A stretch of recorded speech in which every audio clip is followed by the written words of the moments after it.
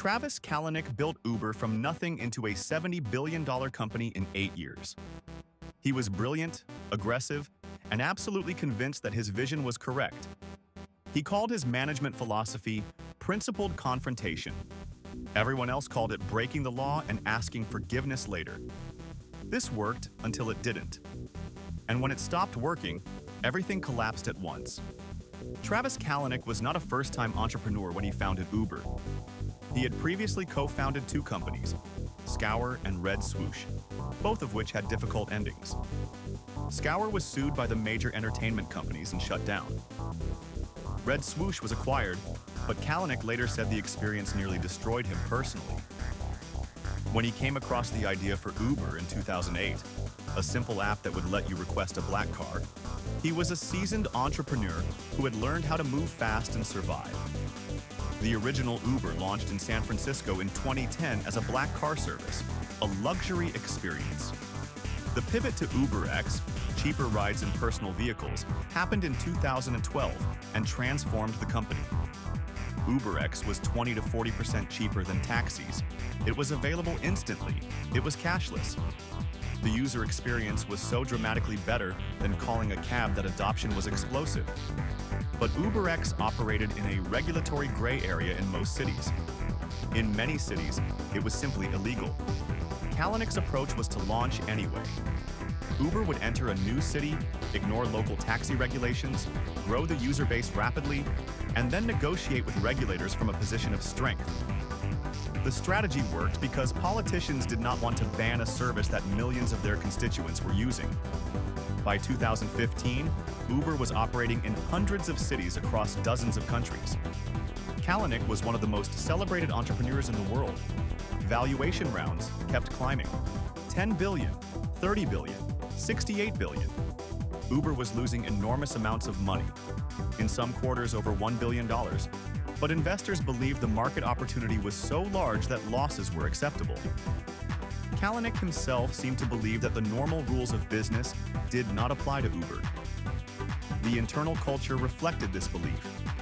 A document of 14 cultural values that Kalanick had written included phrases like meritocracy and toe-stepping, super pumpedness, and always be hustling.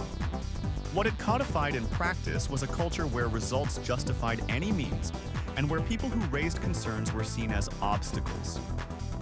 In February 2017, Susan Fowler published a blog post that changed everything. Fowler was a former Uber engineer who had left the company the previous year. Her post described in precise, calm detail what her experience at Uber had been like. She described being propositioned by her manager on her first official day on the team. She described reporting the incident to HR and being told that because her manager was a high performer, HR was not going to get involved. She described a pattern of harassment, discrimination, and retaliation that she had documented carefully throughout her time at the company. The post went viral within hours. Within days, dozens of other current and former Uber employees were sharing similar experiences. Kalanick announced an investigation led by former Attorney General Eric Holder. Then a video surfaced, a dash cam recording from an Uber driver named Fozzie Camel. Camel confronted Kalanick in his car about Uber's pricing policies, saying that the company had made him go bankrupt by cutting fares.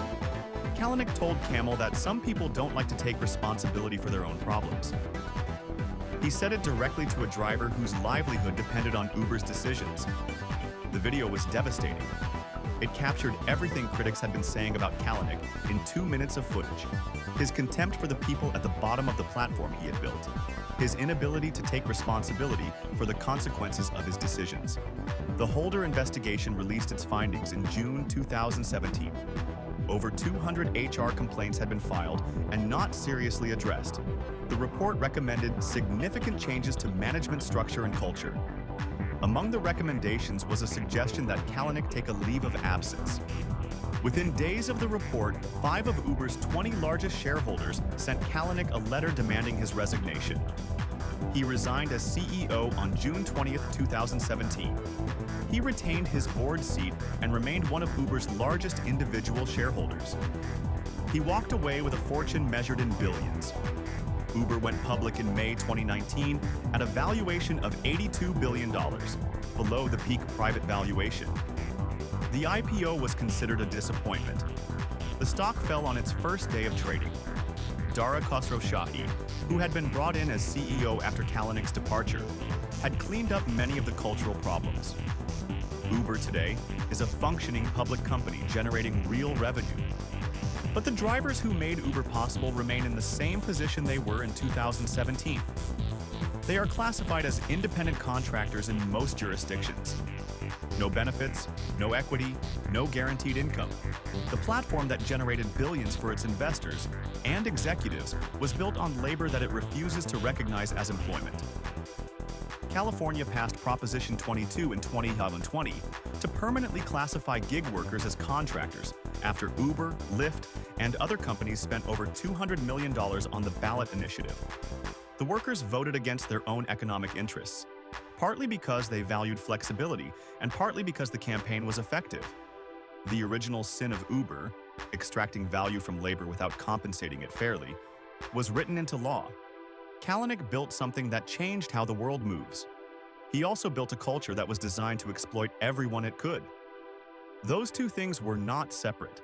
They were the same strategy applied to different problems.